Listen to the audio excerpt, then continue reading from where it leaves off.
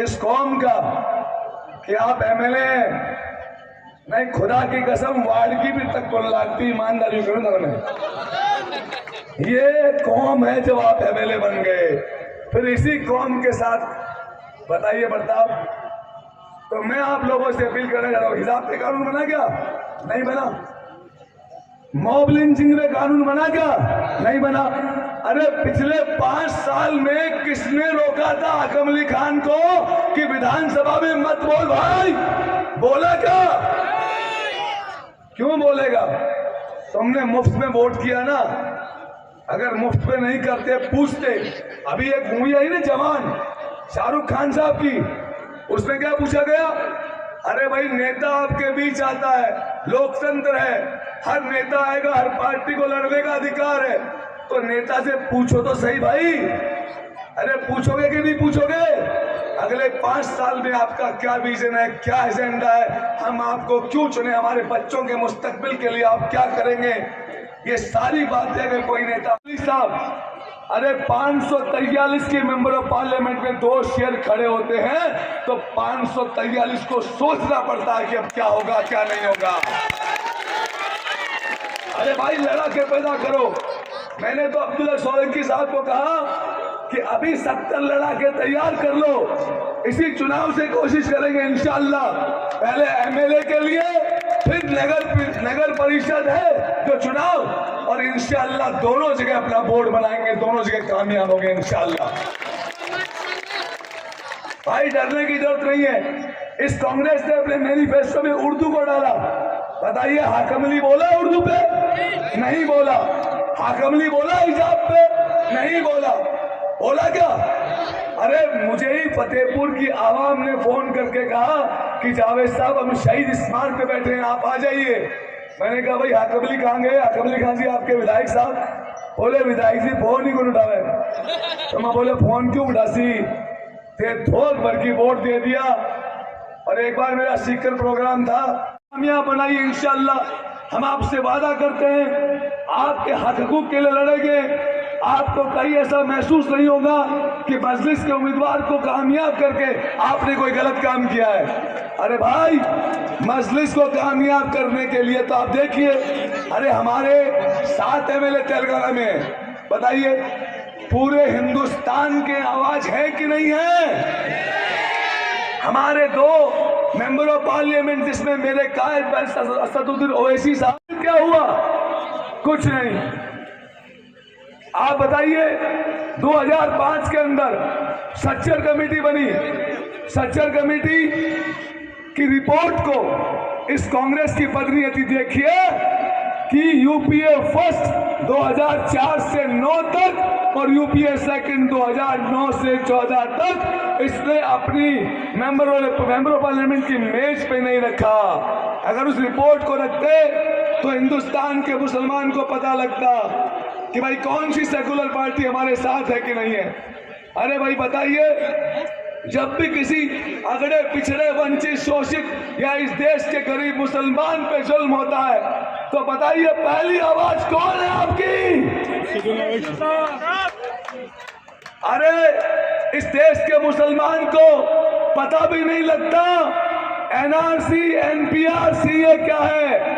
अरे हम लोगों को, हम बड़े खुशनसीब हैं कि हमारे कायद बारिस्टर असदुद्दीन ओवैसी साहब ने मेंबर ऑफ पार्लियामेंट में खड़े होकर इस बिल की मुकाबला करके बिल को फाड़ दिया।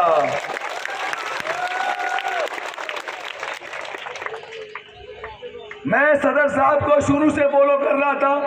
पिछले 5 साल से मैंने ये सोचा कि इंशाअल्लाह मैं जीवन भर मेरे कायद बारिस्टर असदुद्दीन ओवैसी साहब का साथ दूंगा।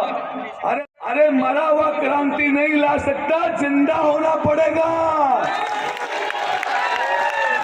अरे जब सबके नेता है, अरे भाई जाटों में नेता है, हमारे भाइयों में, मैं उनके इत्तेहाद को सलाम करता हूँ। राजपूतों में नेता है, मैं उनको भी सलाम करता हूँ। हमारे ब्राह्मण भाइयों में नेता है, मैं उनको भी सलाम करता हूँ।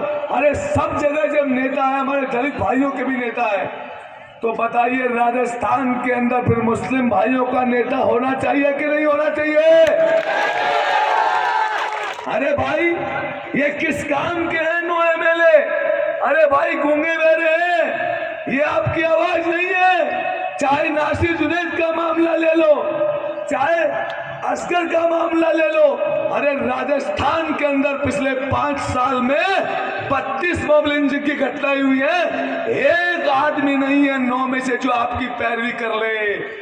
मैं हमेशा कहता हूं, अरे इनके मुंह में दही जमा हुआ है भाई, ये आपकी पैरवी नहीं कर सकते। अगर आपकी कोई पैरवी करेगा तो मेरा कायद बैरिस्टर असदुद्दीन ओवैसी करेगा। अगर आपकी कोई पैरवी करेगा, हम करेगी इंशाअल्लाह। अरे भाई बताइए, रिजर्वेशन इन्होंने नहीं दिया, मंडल कमीशन की रिपोर्ट को लागू नहीं किया। मैंने 3 बार अभी मुख्यमंत्री अशोक गहलोत से मुलाकात की। तीनों बार गहलोत साहब का जवाब क्या था? जब मैं मीटिंग करके उठता 15-20 मिनट बाद, तो कहते क्रांतिकारी आग लगाएगा। फिर मैंने कहा, अरे सर, आग लगाने की बात नहीं है। इस देश के मुसलमान ने आप पे बहुत भरोसा किया, इस कांग्रेस पे, लेकिन इस कांग्रेस ने स्वाद छल के कुछ नहीं दिया है। मैं आपसे दावे से कह रहा हूं, अब भी वक्त है। अगर MIM को इंशाअल्लाह 2023 के अंदर आवाज बनाओगे तो जावेद आपसे वादा कर रहा है, राजस्थान का भी ओवैसी होगा इंशाअल्लाह।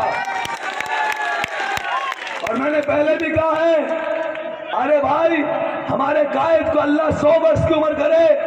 अरे हमें हजारों ओवैसी चाहिए। अरे भाई जमील साहब भी ओवैसी बने, हाजी साहब भी ओवैसी बने। अरे भाई जितने भी हमारे भाई हैं, अब्दुल्ला सोलंकी साहब भी ओवैसी बने। अरे हजारों ओवैसी चाहिए। अब मैं जब फतेहपुर घूम रहा था तो मुझे लोगों ने बताया कि जावेद साहब, हमारे यहाँ पर कई फर्जी मुकदमे हुए और ये MLA साहब की बड़ी मेहरबानी रही। अरे इसी कौम का वोट लेते हैं, इसी कौम के नाम पर उनकी आवाज रहेगा, मैं आपको बता रहा हूं। और इस विधानसभा चुनाव 2023 के अंदर मैं आपसे अपील करना चाहता हूं कि आप लोग एक बार हमारी पार्टी ऑल इंडिया मस्जिद अल मुस्लिमीन को कामयाब बनाए। अरे हमने जब देश आजाद हुआ 1947 में, तब हमारे पास ऑप्शन था कांग्रेस या मुस्लिम लीग। हमने ये सोचा कहीं हमारे जो सेकुलर हिंदू भाई हैं उनको ये न लगे कि इस देश के मुसलमान ने मुस्लिम लीग का चुनाव किया। हमने मुस्लिम लीग को न चुनकर कांग्रेस को चुना। कांग्रेस को हमने तकरीबन 55 साल सेंट्रल में इनकी सरकारें बनाई, कई स्टेटों में सरकारें बनाई। 75 साल तक हमने कांग्रेस को वोट दिया, लेकिन